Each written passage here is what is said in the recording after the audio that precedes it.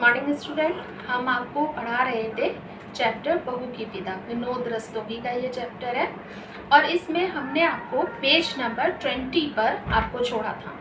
इससे आगे हम आज आपको पढ़ाएंगे और यहाँ पर हमने आपको ऊपर बताया था कि प्रमोद जो है वो थोड़ा सा गुस्से में आ जाता है। जब उसका अपमान होता है तो वो गुस्से में आ जाता है। वो कहता है कि आपके पास भी बेटी है।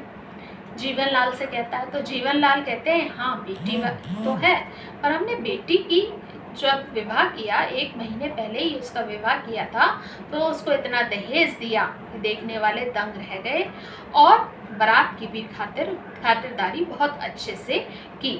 और वो कहते हैं कि बेटी वाले हैं पर हमारी मूंछ जो है अब भी ऊंची है, यानी कि हम बेटी वाले होकर हम दबे नहीं हैं, बल्कि हमने उनके साथ उनके अपने बेटी के जितने भी घर के लोग थे उनको इतना दिया कि वो लोग कुछ कह नहीं सकते। इससे आगे हम पढ़ेंगे प्रमोद जी। प्रमोद कहता है जी। जीवन लाल, रमेश गया है गौरी को विदा कराने। जीवन लाल कहते हैं कि रमेश जो है वो गया हुआ है गौरी को विदा कराने, अपनी बहन को विदा कराने के लिए गया है। हमने बताया था पहला सावन लड़कियां अपने घर मनाती हैं, तो इधर ये प्रमोद कमला को लेने आया हुआ है और रमेश जो है वो अपनी बहन गौरी को लेने गया हुआ है उसकी ससुराल, उसको लेने के लिए, ताकि वो भी अपना पहला सावन अपने घर में मना सके। कलाई पर बंधी घड़ी देखकर जीवन लाल अपनी उनकी कलाई पर घड़ी बंधी हुई है, उसको उसमें टाइम देखते हैं। कुछ देर में उसे लाता ही होगा और वो कहते हैं कि मेरा बेटा रमेश भी गया है गौरी को लेने और कुछ समय बाद वो दोनों आते ही होंगे। मेरी बेटी पहला सावन यहाँ बिताएगी। और जीवन लाल कहते हैं कि मेरी बेटी गौरी जो है वो पहला सावन जो है अपने घर में बिताएगी। तुम्हारी बहन के सपने कभी पूरे नहीं होंगे और उसके सपनों के खून का दाग तुम्हारे हाथों और तुम्हारी माँ के आंचल पर होगा। और वो कहती है वो कहता है कि मेरी बेटी तो यहाँ पहला सावन मनाएगी, लेकिन तुम्हारी बहन जो है वो तुम्हारी बहन के सपने जो है वो कभी पूरे नहीं होंगे, अर्थात तुम्हारी बहन जो है वो विदा नहीं हो सकेगी। और फिर वो कहता है कि तुम्हारी बहन के सपने जो है वो उसका तुम क्या कर रहे हो, खून कर रहे हो, उनको मार रहे हो। उसका दाग तुम्हारे और तुम्हारी माँ के आंचल पर, उनके आंचल पर तो उसके सपनों के खून का दाग होगा। समझे? प्रमोद व्यंग से यानी कि ताने से कहता है जो हमारी बहन है क्या वह आपकी कोई नहीं है। व्यंग से, व्यंग मीन्स ताना देके कहता है कि अगर वो मेरी बहन है तो आपकी भी तो कुछ लगती है। जीवन लाल तेजी से, जीवन लाल बहुत तेज आवाज में कहते हैं बेटी और बहू को एक ही तराजू में तोलना चाहते हो। कहते हैं बेटी और बहू को, गौरी मेरी बेटी है और बेटी को और बहू को तुम एक ही तराजू में तोलना चाहते हो। बेटी बेटी होती है और बहू बहू। कहते तुम ये कैसे तुमने सोच लिया कि बेटी और बहू जो है उनमें कोई अंतर नहीं होता, बेटी बेटी होती है और बहू बहू होती है। प्रमोद ठीक है, जब आप अपनी जिद पर अड़े हैं तो विनती करना व्यर्थ है। वो कहता है ठीक है, जब आप अपनी जिद पर ही अड़े हुए हैं कि विदा नहीं करेंगे तो आपसे बार बार मैं प्रार्थना कर रहा हूँ, ये सब करना मेरा बेकार है। रुक कर धीमे स्वर, थोड़ा सा रुक कर कहता है और धीमी आवाज में कहता है क्या जाने से पहले एक बार बहन से मिल सकता हूँ। प्रमोद कहता है मैं यहाँ से जाने से पहले एक बार अपनी बहन से मिल सकता हूँ। जीवन लाल जरूर, और हाँ उसे यह भी बताते जाना कि अगली बार मेरे लिए मरहम लेकर विदा कराने कब आओगे। कहता है कि हाँ ज़रूर मिल सकते हो और उसे ये भी बताते जाना कि अगली बार जब तुम आओगे तो वो क्या है, मरहम लेकर विदा कराने कब आओगे। वो कहते हैं कि मरहम लेकर, मेरे घाव जो अभी तक हरे हैं, शादी के समय के घाव जो है जो अभी तक हरे हैं उसके लिए मरहम, मरहम मीन्स दवाई लेकर तुम कब आओगे। ऊंचे स्वर में, अरे सुनती हो गौरी की माँ, जरा बहू को भेज दो अपने भाई से मिल ले आकर। और जोर से आवाज लगाते हैं गौरी की माँ अपनी जरा बहू को बाहर भेज दो, वो अपने भाई से मिल ले। सहज स्वर में, और बड़े आराम से आवाज़ उनकी होती है और कहते हैं, मैं तब तक देखूं कि माली के बच्चे ने झूला डाला या नहीं। सावन में लड़कियां, गांव में आप सुना होगा, सावन में लोग झूला झूलते हैं। कहते हैं मैं देखता हूँ बगीचे में जाकर कि माली ने झूला डाला गौरी के लिए कि नहीं। द्वार की ओर बढ़ते हैं और दरवाजे की तरफ बढ़ते हैं, द्वार का पर्दा हटाकर मुड़ते हुए, और द्वार का, दरवाजे का पर्दा हटाते हैं और फिर पीछे मुड़ते हैं। गौरी के लिए झूला डलवा रहा हूँ लॉन में, और प्रमोद को सुना कर कहते हैं कि लॉन में मैं अपनी बेटी गौरी के लिए झूला डलवा रहा हूँ। जीवनलाल का प्रस्थान, और जीवनलाल वहाँ से चले जाते हैं। प्रमोद थका सा सोफे पर बैठ जाता है। अंदर से कमला आती है। प्रमोद जो है बिल्कुल थका हुआ है, वहाँ सोफे पे बैठ जाता है। खड़े हुए वो जीवनलाल से बात कर रहा था, अब वो सोफे पे बैठ जाता है। गौरी आती है अंदर से। चांद से सुंदर मुखड़े पर उदासी की घटा है। उसका मुखड़ा, उसका चेहरा चांद से भी ज़्यादा सुंदर है, और उसके चेहरे पर क्या है, उदासी है। हाथों में लाल चूड़ियां हैं, लाल रंग की चूड़ियां हाथों में पहन रखी है। रेशमी साड़ी और ब्लाउज पहन रखा है। प्रमोद के पास जाकर चुपचाप खड़ी हो जाती है, सिर नीचा किए। अपने भाई के पास जाकर चुपचाप खड़ी हो जाती है, सिर नीचा किए हुए है। प्रमोद भारी स्वर में, बैठ जाओ कमला। प्रमोद की आवाज़ भारी हो जाती है अपनी बहन को देखकर, और वो कहता है बैठ जाओ कमला। कमला पास ही बैठ जाती है, और कमला जो है वो अपने भाई के पास बैठ जाती है। प्रमोद, अच्छी तरह तो हो? प्रमोद अपनी बहन से पूछता है, तुम यहाँ अच्छी तरह से हो? कमला सिसकने लगती है। कमला जो है वो रोने लगती है। प्रमोद आर्ध स्वर में, प्रमोद जो है वो आर्ध स्वर में, यानी कि उसका जो आवाज़ है वो क्या हो जाती है, थोड़ी नम हो जाती है। यानी कि उसका, वो भी रुआसी आवाज़ में बोलता है, पागल मत बनो कमला, रो मत, मैं कहता हूँ रो मत। वो कहता है पागल मत बनो कमला, रो मत, मैं तुमसे कह रहा हूँ कि रो मत। इन मोतियों का मूल्य समझने वाला यहाँ कोई नहीं है। यहाँ इन मोतियों का, जो तुम्हारे आंसू जो कैसे हैं मोती के समान है, इनका कोई मूल्य, तुम यहाँ पर कोई भी इनका मूल्य नहीं समझ सकता। पानी से पत्थर नहीं पिघला करते। वो कहता है कि तुम्हारे इन आंसुओं से ये पत्थर दिल लोग नहीं पिघल सकते। कमला सिसकती हुई, कमला जो है वो रोती हुई कहती है, भैया क्या? प्रमोद, घबराओ मत, मैं जल्दी ही फिर आऊँगा, और इस बार विदा अवश्य होगी, क्योंकि मैं चोट का मरहम लेकर आऊँगा। वो प्रमोद अपनी बहन को कहता है कि तुम घबराओ मत, मैं अब की बार जब आऊँगा और चोट का मरहम लेकर आऊँगा। कमला ना समझने के ढंग से, मरहम? कमला को समझ में नहीं आता। वो कहती है मरहम? प्रमोद, हाँ कमला, हमारे व्यवहार से बाबूजी के कलेजे में घाव हो गया है, उन्हें मरहम चाहिए, और उस मरहम की कीमत है 5,000 रुपये।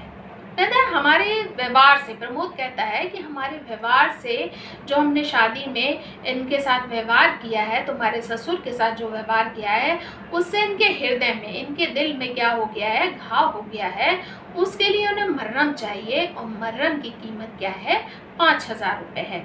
कमला चौंक कर भाई की ओर देखती है। कमला जो है वो चौंक जाती है और अपने भाई की तरफ देखती है। प्रमोद, तुम चिंता ना करो कमला, मरहम का प्रबंध हो जाएगा। वो कहता है प्रमोद, तुम चिंता मत करो, तुम परेशान ना हो कमला, मैं जो हूँ मरहम का इंतज़ाम कर लूँगा। इस गिरे हाल में भी मकान 7-8 हज़ार में तो बिक ही जाएगा। वो कहता है कि इस गिरे हाल में भी, इस परेशानी में भी मकान 7-8 हज़ार का बिक जाएगा। कमला व्याकुलता पूर्ण आग्रह से, कमला जो है वो व्याकुल हो जाती है, बेचैन हो जाती है, और अपने भाई से आग्रह करती है, उससे कहती है कि मेरी विदा के लिए घर ना बेचना भैया। वो कहती है कि मेरी विदा के लिए तुम घर मत बेचना भैया, आपको मेरे सुख सुहाग की सौगंध है, आपको मेरे सुहाग की कसम है। प्रमोद, ये क्या कह रही हो तुम? क्या तुम नहीं जानती कि पहला सावन सखी सहेलियों के साथ माँ के घर बिताओ? वो कहता है कि तुम ये बात क्या कर रही हो कमला? क्या तुम नहीं चाहती कि पहला सावन तुम अपनी सहेलियों, अपने दोस्तों के साथ अपने घर बिताओ? कमला, किस लड़की की ये कामना नहीं होगी भैया? कमला कहती है, भैया किस लड़की की ये इच्छा नहीं होती, लेकिन लेकिन उस कामना की पूर्ति के लिए इतनी बड़ी कीमत चुकाना कहाँ तक ठीक है। वो कहते हैं इस कामना के लिए, इस इच्छा के लिए इतनी बड़ी कीमत कि तुम घर बेच दो, इतनी बड़ी कीमत चुकाना मुझे मंजूर नहीं है। साल 2 साल में विमला का विवाह भी आपको करना है। आवेश में आकर, जोश में आकर कहती है कि साल 2 साल बाद आपको विमला कमला की छोटी बहन है कि उसका भी विवाह जो है आपको करना है। प्रमोद बीच में ही, लेकिन तुम, प्रमोद बीच में ही हो जाता, कहता है कि लेकिन तुम कमला, मेरी चिंता आप ना करें, सच विदा ना होने से मुझे जरा भी दुख ना होगा। वो कहती है कि आप मेरी चिंता ना करें, विदा नहीं होगी तो मुझे जरा भी दुख नहीं होगा। प्रमोद, कमला गौरी आ रही है, बहुत अच्छा स्वभाव है उसका। वो कहते हैं, कमला कहती है कि गौरी आ रही है, मेरी नंद आ रही है, उसका स्वभाव बहुत अच्छा है, हर समय हंसती हंसाती ही रहती है, उसके साथ रहकर मुझे सखी सहेलियों की कमी बिल्कुल नहीं अखरेगी। वो कहती है कि गौरी आ रही है, बहुत हंसती हंसाती रहती है, बहुत खुश मिजाज लड़की है और उसके साथ रहकर मुझे अपनी दोस्तों की कमी नहीं लगेगी। आप विश्वास करें भैया, आप पूरा विश्वास करें भैया, मैं आराम से रहूँगी। प्रमोद, लेकिन आज नहीं तो कल रुपया तो देना ही पड़ेगा कमला। प्रमोद कहता है, आज नहीं कल ये रुपया तो मुझे देना ही पड़ेगा। कागज़ के टुकड़ों पर अपना स्नेह और प्यार बेचने वालों के बीच तुम इस तरह कब तक रह सकोगी। ये लोग जो हैं वो कागज़ के टुकड़ों से स्नेह प्रेम करते हैं, कागज़ के टुकड़ों पे अपना प्यार लुटाते हैं, उनके बीच तुम कब तक रहोगी, कब तक तुम घर नहीं आओगी। कमला, धीरे धीरे सब ठीक हो जाएगा भैया, माँ जी तो ममता की मूर्ति है। और यहाँ पर कमला कहती है कि सब कुछ धीरे धीरे सब कुछ ठीक हो जाएगा भैया, माँ जो है वो क्या है, वो यहाँ पर उन्होंने बताया ममता की मूर्त है। ममता यानी कि स्नेह की मूर्त प्रतिमा है। माता जी बहुत प्यार करने वाली हैं, बाबूजी थोड़ा सा ज़िद्दी स्वभाव के हैं और बाबूजी जो है वो थोड़ा सा ज़िद्दी हैं और समय के साथ वे सब भूल जाएंगे और समय जब धीरे धीरे बीतेगा तो वो भी ठीक हो जाएंगे। प्रमोद, मुझे तो ऐसा नहीं लगता, सब एक ही धातु के बने हैं। प्रमोद कहता है, मुझे ऐसा महसूस नहीं होता, मुझे तो ऐसा लगता है सब एक ही धातु के बने हैं, सब एक ही मेटल के बने हुए हैं। हो सकता है माँ जी की ममता सिर्फ दिखावा हो। प्रमोद कहता है कि माता जी जो तुम्हें प्रेम करती हैं, प्यार करती हैं, हो सकता है वो दिखावा कर रही हो।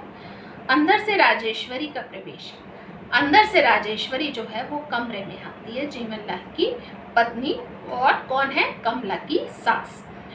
गोरा रंग है उनका, स्वस्थ शरीर है, सफ़ेद साड़ी और ब्लाउज पहने हुए हैं। राजेश्वरी, कैसा दिखावा भैया। और जब वो प्रमोद कहता हो सकता है उनका प्रेम जो है वो दिखावा हो, तो राजेश्वरी इतना सुन लेती है, वो कहती है कैसा दिखावा भैया। प्रमोद चौंक पड़ता है। कमला और प्रमोद उठने का उपक्रम करते हैं। प्रमोद उनकी बात सुनकर चौंक जाता है। प्रमोद और कमला जो है वो सोफे से उठने की कोशिश करते हैं, उपक्रम करते हैं यानी कि कोशिश करते हैं। राजेश्वरी दूसरे कोच पर बैठती हुई, दूसरे कोच यानी कि दूसरे सोफे पर बैठती हुई, बैठे रहो तुम लोग हंसकर, क्या बातें हो रही थी भाई बहन में। और कहती तुम लोग बैठे रहो, क्या बातें हो रही थी भाई बहन में। प्रमोद, बस कुशल क्षेम पूछ रहा था, बस मैं कुशल मंगल अपनी बहन से पूछ रहा था। राजेश्वरी, हाँ, विदा के लिए क्या कहा उन्होंने। राजेश्वरी प्रमोद से पूछती है कि अपने पति के लिए पूछती है कि उन्होंने विदा के लिए क्या कहा। प्रमोद मौन रहता है, प्रमोद जो है वो चुप रहता है। कमला दृष्टि नीचे कर लेती है, कमला जो है अपनी नज़रें नीचे झुका लेती है। राजेश्वरी समझ गई, अपनी जिद के आगे तो वह किसी की सुनते ही नहीं। राजेश्वरी कहती है, मैं समझ गई, अपनी जिद के आगे वो किसी की नहीं सुनते।